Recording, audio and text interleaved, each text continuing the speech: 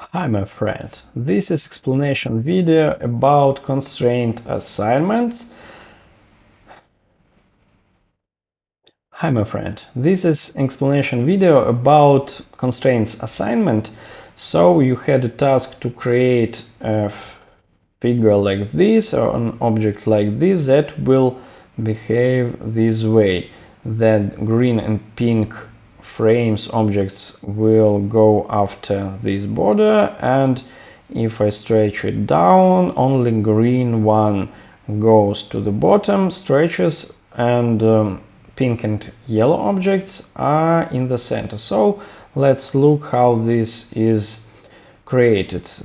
To understand where are the settings, you always have to select the object and check this constraints option. So this yellow frame, this yellow ellipse has center setting. So this means that if I stretch this mother frame in any way, a yellow circle will remain in the center. Actually, it will remain in the center of its mother frame, so it will be in the center of this pink thing.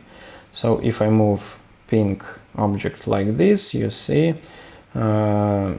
yellow will go with it up. So if I move pink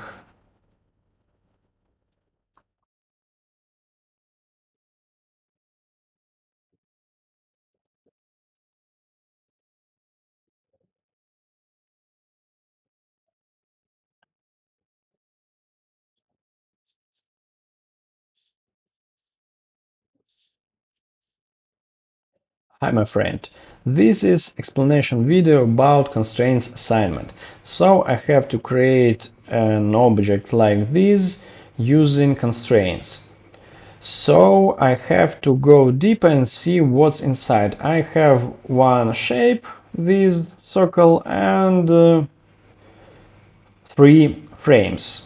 To understand how it will behave, I have to select the circle and look at its constraint, its center. This means that it will always be in the center of this pink frame, because it lays in the pink frame like this. So it's pink.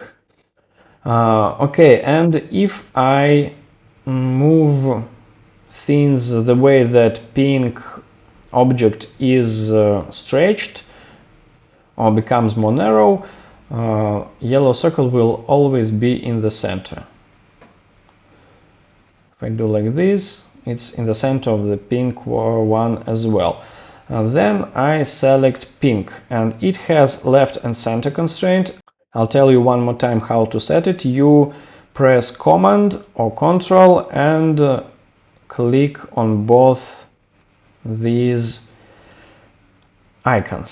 So in this case it will be left and right constraints, so the spacing between this edge and this green edge always will be the same. If I stretch things the way that green becomes of different shapes, so it's obvious. And as long as a vertical constraint is set to center, so pink object is always in the center of the green one vertically.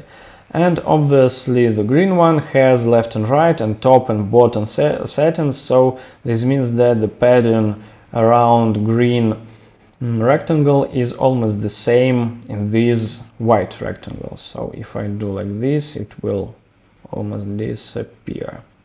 Okay, so this is how the things are done in this assignment of constraints. Good luck, and I hope it will help you in your future work.